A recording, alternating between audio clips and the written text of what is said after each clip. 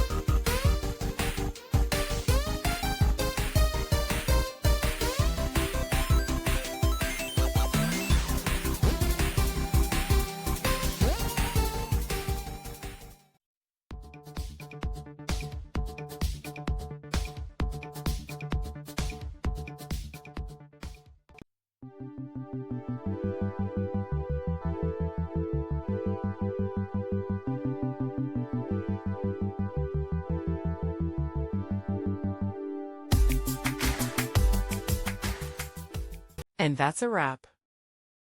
I hope you found the answer you were looking for. If you did, take a second to hit that subscribe button. It really helps out.